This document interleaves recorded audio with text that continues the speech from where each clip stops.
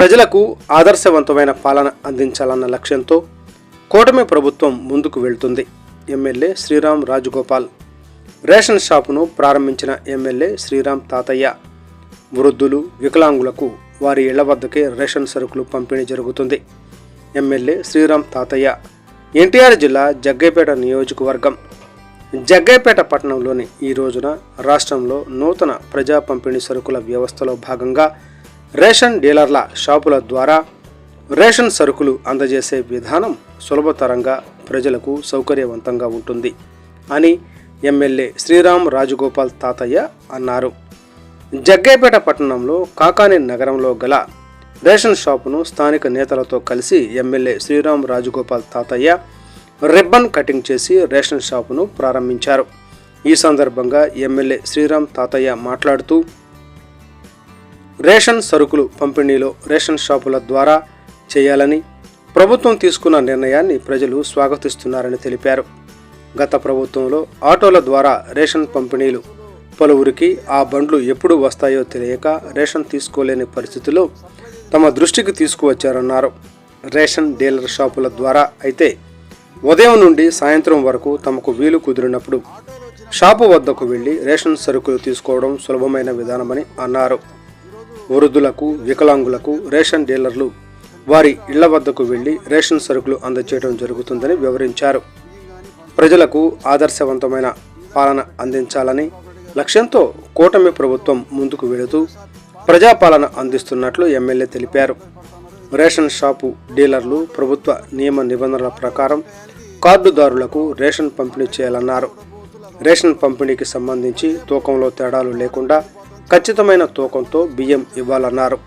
ఇక నుండి ప్రతి నెల 1వ తేదీ నుంచి 15వ తేదీ వరకు ప్రతిరోజు ప్రభుత్వం నిర్దేశించిన సమయాల్లో ఉదయం 8 గంటల నుండి 12 గంటల వరకు, సాయంత్రం 4 గంటల నుండి 8 గంటల వరకు ఎఫ్పి షాపులను తెరిచి ఉంచాలని రేషన్ డీలర్లు ఆదేశించారు.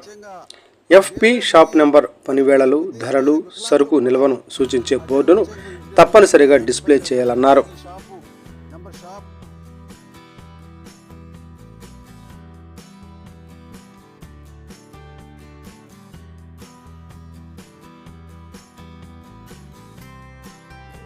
నిత్యావసర వస్తువులు పంపిణీ విధానాన్ని గత ప్రభుత్వం మరి సప్లై చేసిన విధానాన్ని ప్రజలు చాలా ఇబ్బంది పడ్డారు.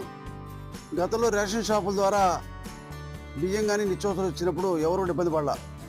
ఆటోలు వచ్చినప్పుడు ఆటో వచ్చిన సమయానికి ఇంటి యజమాని పోయి పట్టుకోవడం చాలా కష్టం. ఈరోజు డీలర్ షాప్ ఎవరైతే డీలర్ ఉన్నాడో కంటిన్యూగా షాపులో ఉండబట్టి ఏ సమయం వచ్చినా ఆడవాళ్ళు బియ్యం కానీ, పంచదార కానీ, నూనె తీసుకోవడం వీలైంది.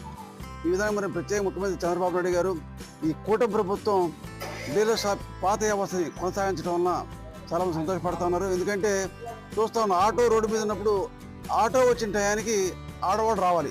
ఆ టైంలో ఉండొచ్చు, ఉండకపోవచ్చు, లేదా వంట పని ఉండొచ్చు. వాళ్ళు లేనప్పుడు ఆటో ఆటోమేటిక్గా వెళ్ళిపోతుంది. చాలామంది ఇటువంటి కౌన్సిలర్స్ కూడా ప్రత్యేక ఫోన్ చేస్తారు, మా ఆటో వాడు పోయలేదని చెప్పి. ఇప్పుడు షాప్ డీలర్ కాబట్టి ఖచ్చితంగా ఇన్ టైంలో ఉంటాడు. ఒకవేళ పోయిపోతే అతను కూడా డీలర్కి ఫోన్ చేసి తప్పకుండా ఈ పంపిణీ విధానం చక్కగా జరుగుతుంది. ప్రత్యేక ప్రభుత్వం చేసిన నిర్ణయానికి ప్రజలను హర్షిస్తున్నారు. ప్రత్యేక ముఖ్యమంత్రి గారికి, కూటమి ప్రభుత్వానికి ప్రత్యేక ధన్యవాదాలు తెలియజేస్తున్నారు.